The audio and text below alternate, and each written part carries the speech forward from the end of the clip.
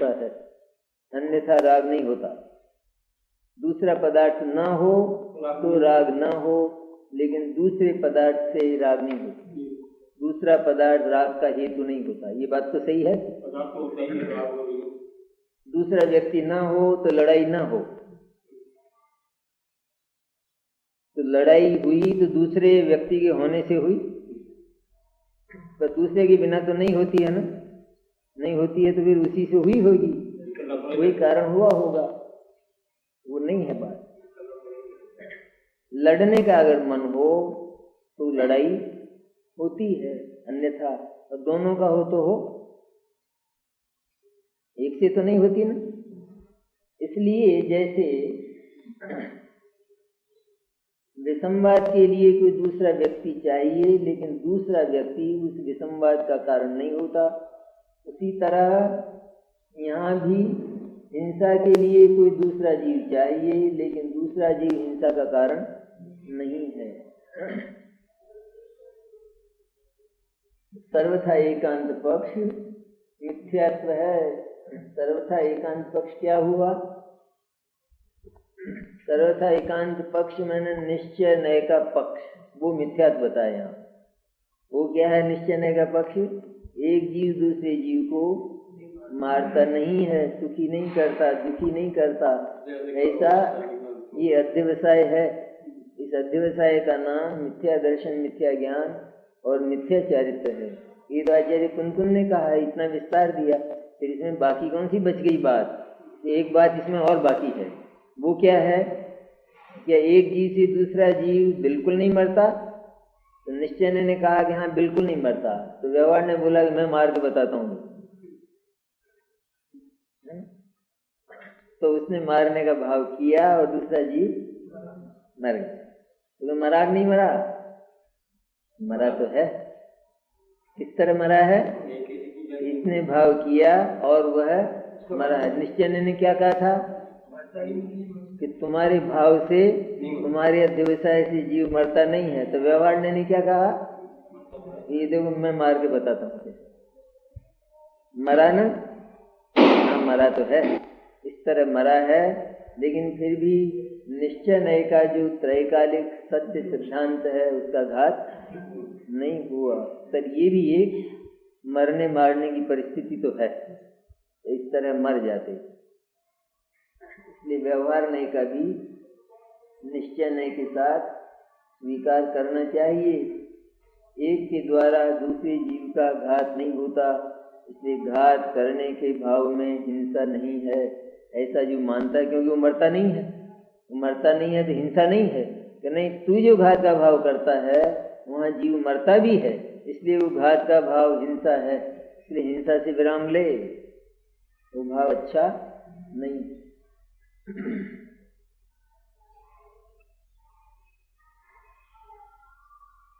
अब हिंसा अहिंसा की भांति सर्व कार्यों में अध्यवसाय को ही पाप पुण्य के बंध के कारण रूप से दिखाते हैं।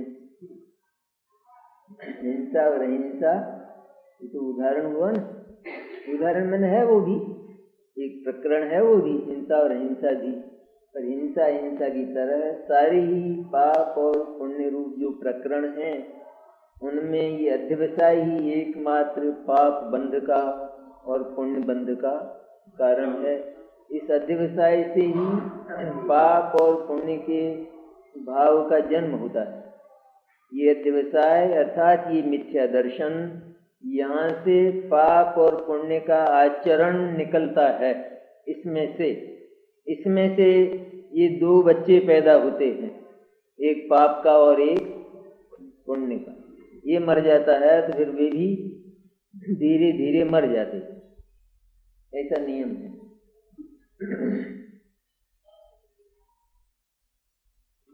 दो गाथाएं हैं, 263 264। एवं मलिये अदत्ते अगम्ब चेरे परिगहे एव कीरय्य जवसानम् जमतेणु बच्चये पावम् सविय सच्चे दत्ते ववेय परिगतणे शिव कीरय्यजवसाम् जमते नदुबद्धये पूर्णम्। इसी प्रकार जैसा कि पहले हिंसा के अध्यवसाय के संबंध में कहा गया है, उसी प्रकार असत्य में, चोरी में, अब्रह्मचर्य में और परिग्रह में जो अध्यवसान किया जाता है उससे पाप का बंध होता है।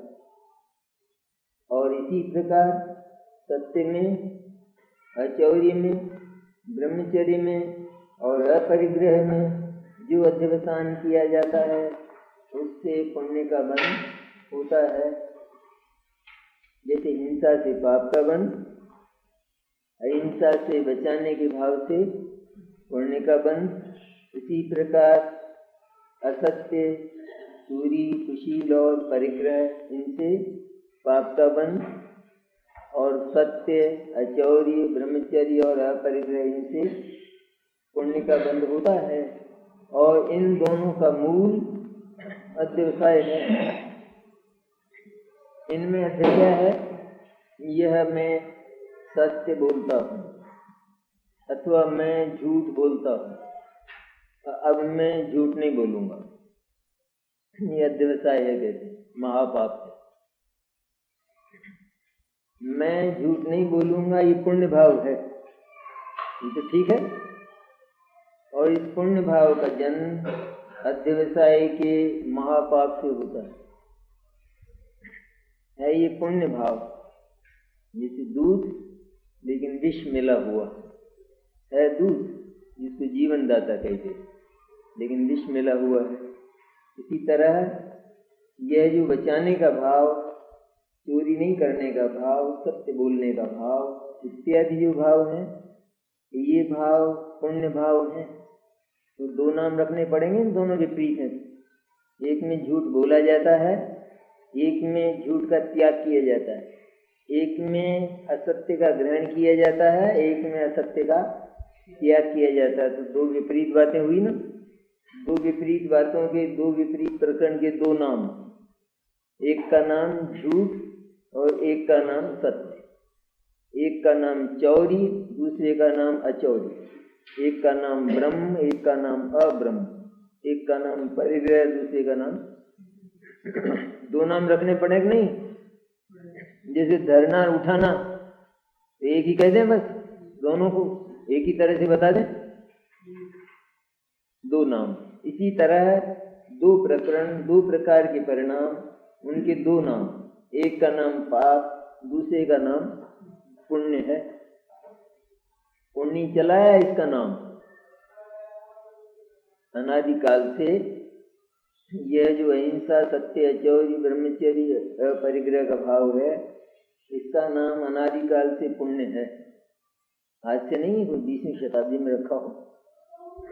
क्यों है इसका नाम पुण्य? क्योंकि सारा जगत इसको पुण्य मानता है, अर्थात पवित्र मानता है। सारा जगत पुण्य को धर्म मानता है ना, धर्म है ना पवित्र, पवित्र मानता है। तो जगत ने इसका नाम पुण्य अर्थात पवित्रता रखा है। एक बात तो ये है। दूसरी पद्धति आगम की भी क्या है कि जहाँ एक प्रकार का विकार होता है, उस विकार में थोड़ी भी अगर कमी देखी जाती है तो वहाँ उस विकार का दूसरा नाम रखा जाता है। तो ये विकार, जैसे चोरी का, झूठ का, हिंसा का, इस विकार का नाम पाप रखा तो इस विकार का नाम पुण्य रखा, वरना उसका ज्ञान परिज्ञान नहीं हो सकता है। और तीसरा, क्योंकि ये जो अहिंसा, सत्य, अचौर्य, ब्रह्मचर्य, अपरिग्रह आदि रूप जो मंद कषाय का परिणाम है, इस मंद कषाय के परिणाम की निर्विकार परिणति के लिए सम्यक दर्शन ज्ञान चारित्र के प्रति निमित्तता होती है, निमित्तता हो जाती है। निमित्त बनाया जाए तो ये निमित्त बन जाते हैं। तो ये जिसके निमित्त हैं, जिस कार्य के निमित्त हैं, उसी कार्य की संज्ञा इनको भी दी जाती है। इसलिए भी इनको धर्म के नाम से पुकारा जाता है। तो ये तो इनका नाम रखने का, क्यों नाम रखा आपने इनका ऐसा? तो इसलिए रखा है इनका नाम। लेकिन इन दोनों का जन्म एक ही गर्भ से होता है, यहाँ तो कहते ही है, क्योंकि दोनों एक ही जाति के हैं, इनका कुल एक है, इनके माता पिता एक हैं, इनकी प्रकृति भी एक ही है, प्रकृति में भी फर्क नहीं है। प्रकृति में फर्क है, जैसे एक तो बहुत बड़ा बिच्छू हो तो भी डंक मारता है, एक बिल्कुल अभी पैदा ही हुआ वो छोटा, तो वो क्या अपने को प्यार करेगा? क्या वो छोटा सा बिच्छू प्यार करेगा? क्या करेगा? वो भी डंक ही मारता है। इस तरह दोनों ही परिणामों की जो आदत है वो डंक मारने की है।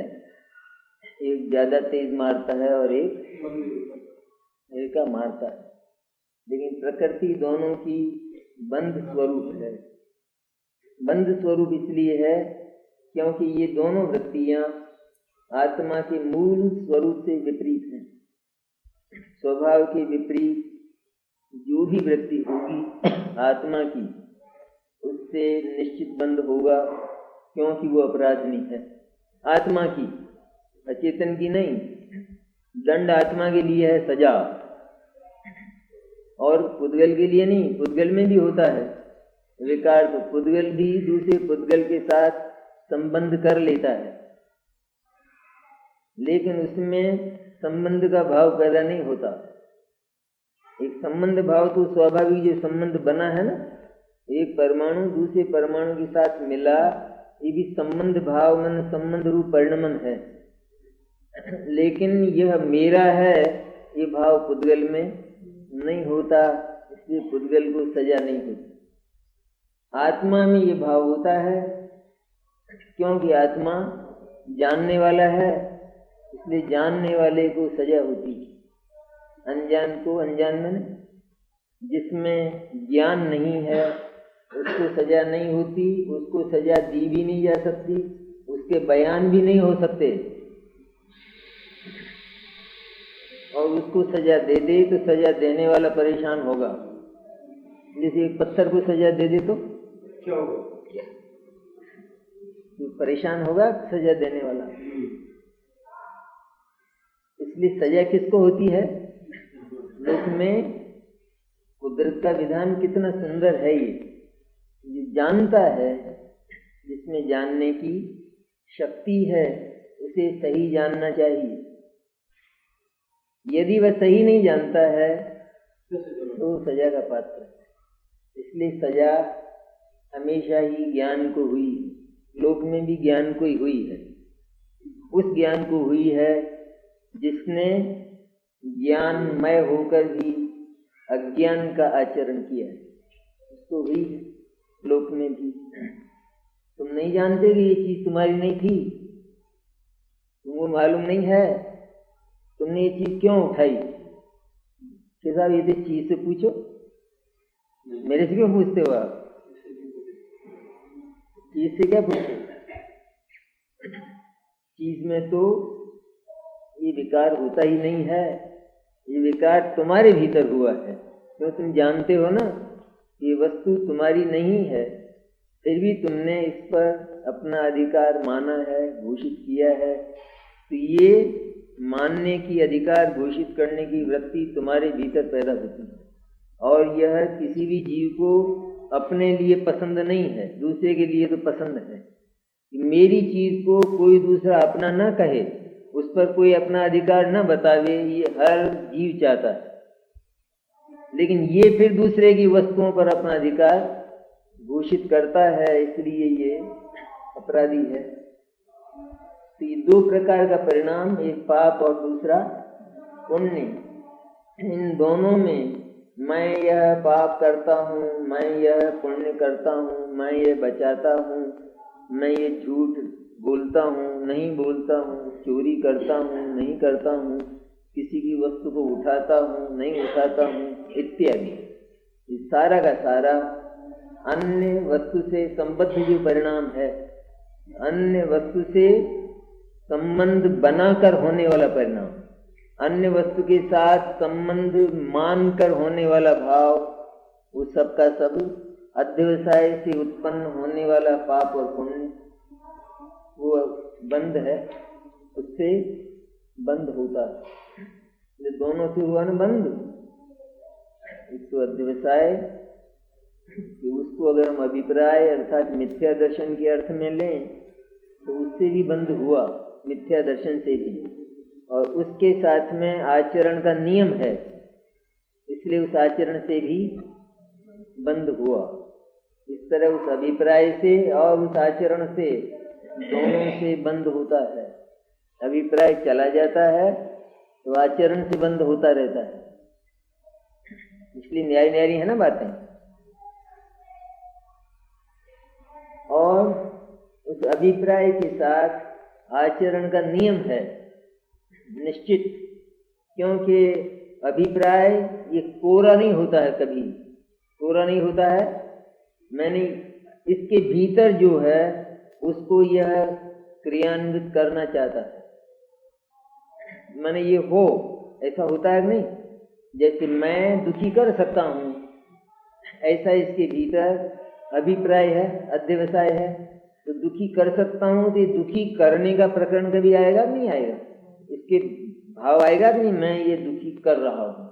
एक को कर सकता हूँ और एक ये मैं करता हूँ, कर रहा हूँ, किया है और आगे भी बहुत करूँगा।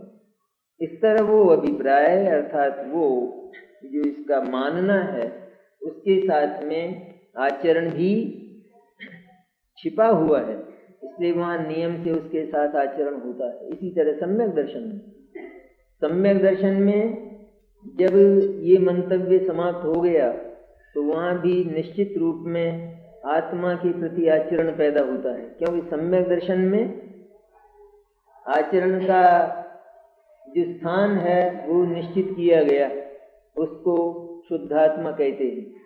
वो शुद्धात्मा के प्रति जिस समय सम्यक दर्शन और सम्यक ज्ञान आत्मानुभूति होती है, उस समय निश्चित रूप में आचरण होता है। आचरण नहीं हो शुद्धात्मा के प्रति तो आनंद आएगा? आनंद किस में आता है? आचरण में आता है ना। जब थाली सामने रखी है तो हम ये जानते हैं कि भोजन है, ये तो ज्ञान हुआ, भोजन है और इसी से मेरी क्षुधा की निवृत्ति होगी, ये हुआ विश्वास। अब बैठे रहे तो चलेगा? नहीं मिलेगा ना आराम। तो कब मिलेगा? कि जब वो इसका पहला कौर ग्रहण किया जाए, तब हमारा वो मानना और जानना सार्थक होता है।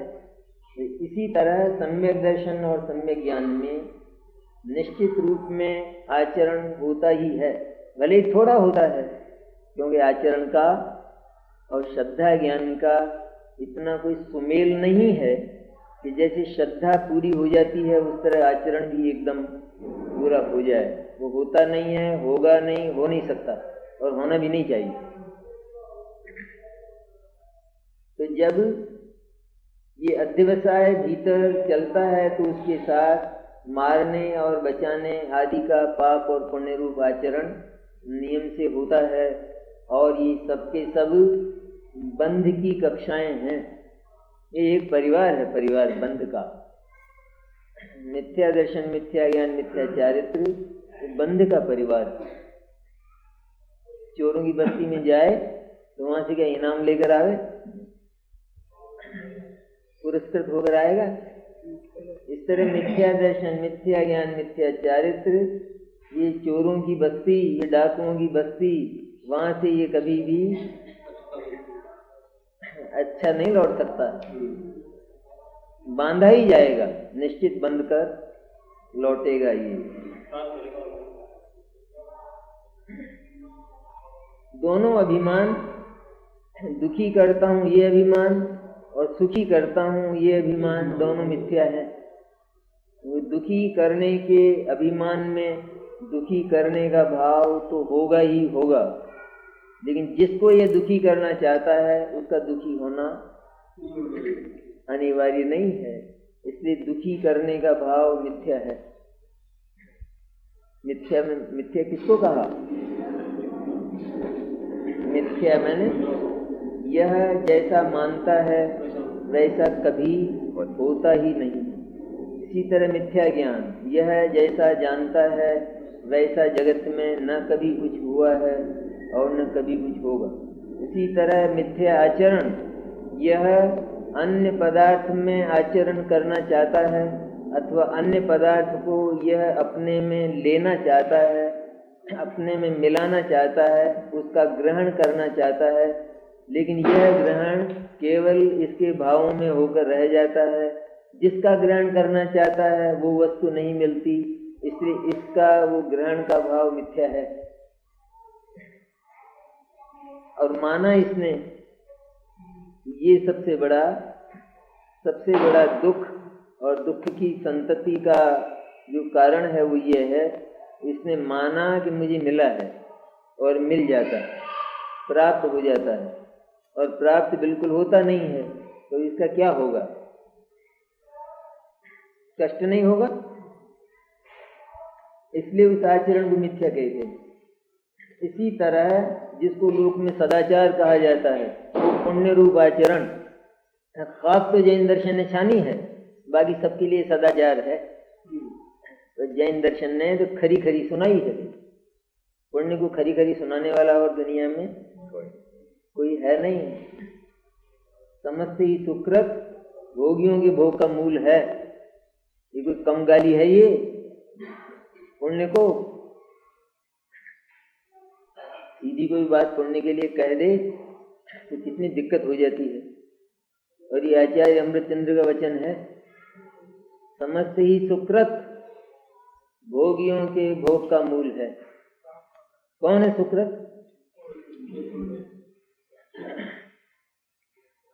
अहिंसादि का जो परिणाम है, वहां से लेकर महाव्रत तक का परिणाम, अहिंसा महाव्रत, सत्य महाव्रत, अचौरी महाव्रत, इस सब इसमें आएगी नहीं। सुकृत में भोगियों के भोग का मूल है। इससे क्या मिलता है? भोग मिलते हैं केवल। इस सुकृत से आगे भी ऐसा सुकृत नहीं मिलता। इस सुकृत इतना लाचार है, पुण्य परिणाम इतना लाचार है कि आगे के लिए पुण्य परिणाम की, अपने होने की, अपनी परंपरा की कोई गारंटी नहीं देता। ये तो ये कहता है कि मैं तो कुछ पत्थर लाकर रख दूंगा, उनसे तुम सिर फोड़ते रहना।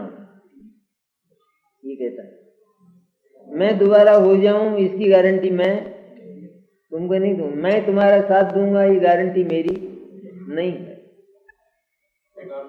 लेकिन मैं ऐसी चीजें जरूर लाके रख दूंगा कि तुम शराब पिए रहोगे और इसके बाद उनमें मुंह मारते रहोगे और तुम्हारी दुर्गति होती रहेगी। इसलिए कैसा जबरदस्त है वाक्य, समस्त ही सुकृत भोगियों के भोग का मूल है।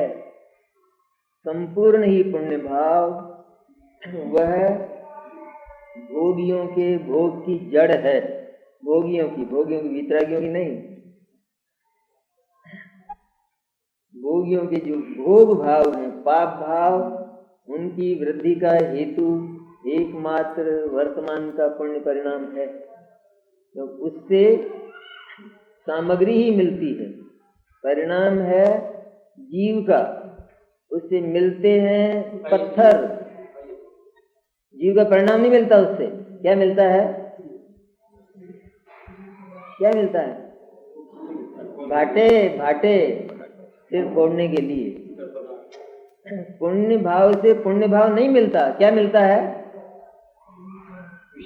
पत्थर मिलते। स्वर्ग में भी भाटे ही भाटे हैं, नरक में तो है ही।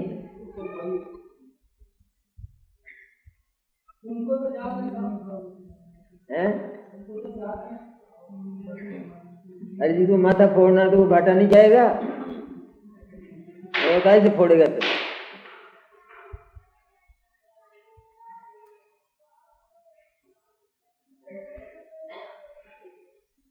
पुण्य भाव में, अहिंसा के भाव में जो अध्यवसाय होता है कि मैं बचाता हूँ, सुखी करता हूँ, कर सकता हूँ, ये अध्यवसाय है ना उसमें।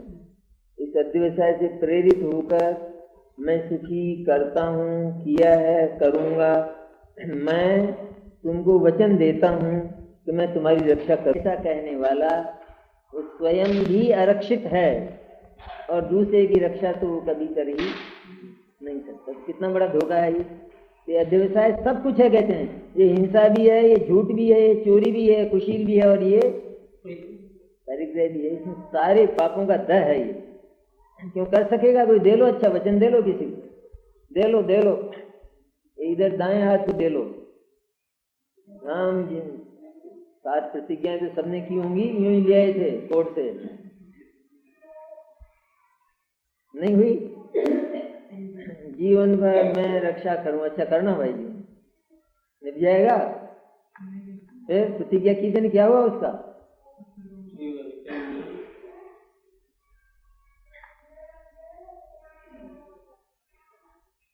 धोखा नहीं है, स्पष्ट धोखा नहीं है।